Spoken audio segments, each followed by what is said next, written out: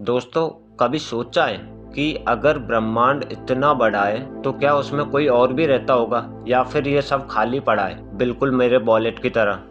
चलिए वॉलेट को बाद में देखेंगे, लेकिन आज हम बात कर लेते हैं एक्स्ट्रा टेरेस्ट्रियल लाइफ, बोले तो एलियन के बारे में। तो आज हम जानेंगे कि एलियन सच में होते हैं या फिर एक सिर्फ हॉलीवुड फिल्मों की देन है, और अगर होते हैं तो वो कहाँ छुपे बैठे हैं। तो अगर आप तैयार हैं तो अपनी सीट बेल्ट बांध लीजिए, क्योंकि आज हम उड़ान भरने जा रहे हैं एलियंस के रहस्यमय ब्रह्मांड में। तो चलिए इस ब्रह्मांड के सबसे बड़े सवाल का पता लगाते हैं कि इस ब्रह्मांड में क्या हम अकेले हैं या कहीं दूर कोई और हमारी कहानी को सुन रहा है। तो भाई साहब, जैसा कि हमारी आकाशगंगा में ही करीब 100 अरब तारे हैं और हर तारे के चारों तरफ कम से कम एक ग्रह तो घूम ही रहा होगा।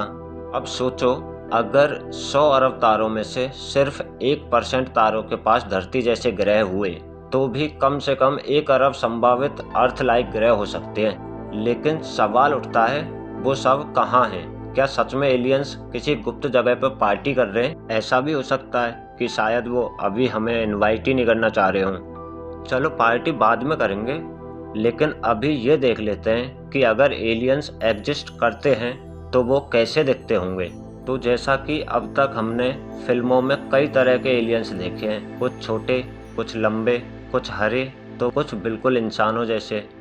लेकिन असली एलियंस कैसे होंगे, चलो जरा इमेजिन कर लेते हैं। तो भाई साहब, एलियंस छोटे, मोटे, हरे, लंबे जैसे भी होंगे, ये उनके ग्रह की ग्रेविटी पर निर्भर करेगा।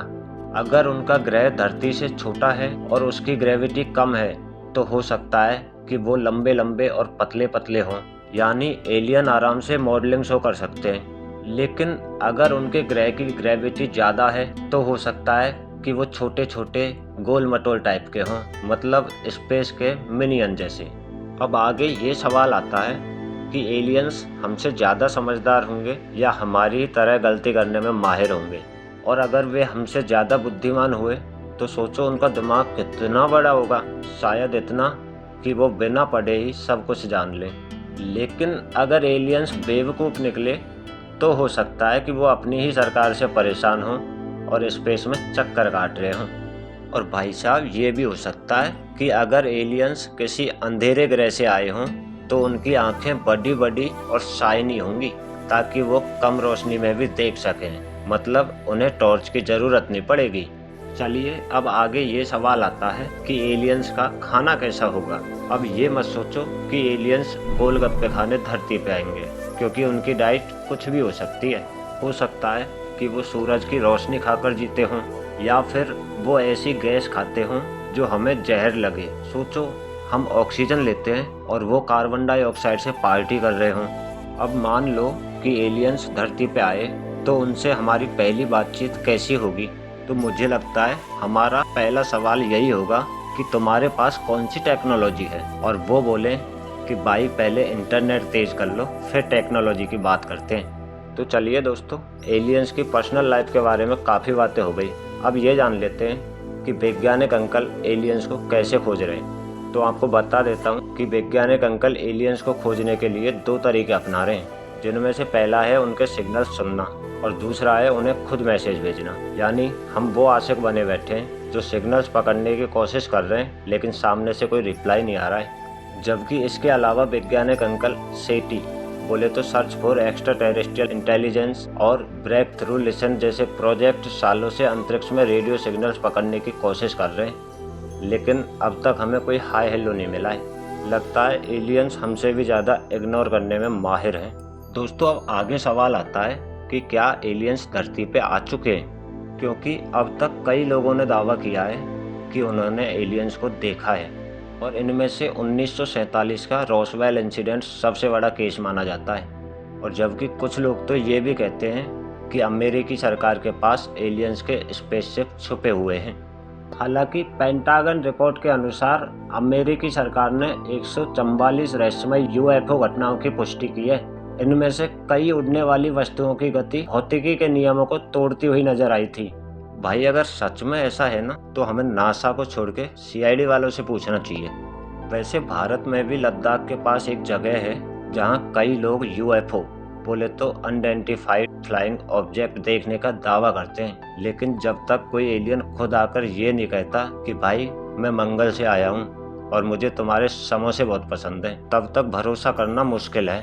चलिए भरोसा हम बाद में कर लेंगे, लेकिन सोचने वाली बात यह है कि अगर एलियंस एग्जिस्ट करते हैं तो क्या हमें उनसे संपर्क करना चाहिए, क्योंकि अपने जो स्टीफन अंकल हैं ना, हाँ हमारे वैज्ञानिक अंकल स्टीफन हॉकिंग चेतावनी दे चुके हैं कि अगर एलियंस हमसे ज़्यादा इंटेलिजेंट हुए तो वे हमें ख़त्म भी कर सकते हैं। यानी अगर एलियंस आ जाएं तो हमारी हालत ऐसी होगी जैसे स्कूल में टीचर के सामने बिना होमवर्क के खड़े होने पर होती है।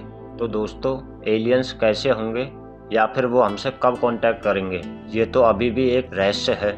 लेकिन एक बात पक्की है कि अगर वो हमसे ज़्यादा बुद्धिमान हुए तो हमें उनसे सीखना चाहिए, और अगर वो हमारी तरह हुए तो उन्हें भी नौकरी की टेंशन होगी, और अगर वो हमसे भी कम बुद्धिमान हुए तो वो शायद हमारी तरह यूट्यूब पर एलियंस के बारे में वीडियो देख रहे होंगे। और हाँ, अगर एलियंस सच में एग्जिस्ट करते हैं तो क्या आप उनसे मिलना चाहोगे? क्योंकि सच कहूँ तो एलियंस का असली रूप हमें तभी पता चलेगा जब हम उनसे मिलेंगे, लेकिन जब तक वो हमसे मिलने नहीं आते तब तक हम सिर्फ कल्पना ही कर सकते हैं। पर एक बात तो तय है, अगर एलियंस सच में एग्जिस्ट करते हैं तो या तो वो हमसे बहुत अलग होंगे या फिर शायद वो हमारे बीच ही कहीं छुपे बैठे होंगे। तो दोस्तों एलियंस अंकल की कहानी यहीं खत्म होती है। यह एक ऐसी यात्रा है जो हर दिन नए सवाल और नई खोजें लेकर आती है। आज हमने आपके साथ एलियंस की संभावनाओं, उनसे जुड़े रहस्यों और आधुनिक विज्ञान के प्रयासों पर रोशनी डाली। लेकिन एक आखिरी सवाल हम छोड़ के जा रहे हैं कि अगर कभी एलियंस हमारे घर आएं तो क्या आप उनका स्वागत करेंगे या उनसे डरेंगे? कमेंट में अपनी राय जरूर बताएं और चैनल को सब्सक्राइब करना भी न भूलें। हम अगले वीडियो में और भी रोचक और महान वैज्ञानिक रहस्यों को सुलझाने की कोशिश करेंगे। तब तक के लिए बने रहिए इस अंतहीन ब्रह्मांड की खोज में हमारे साथ। आप सभी का धन्यवाद। जय हिंद।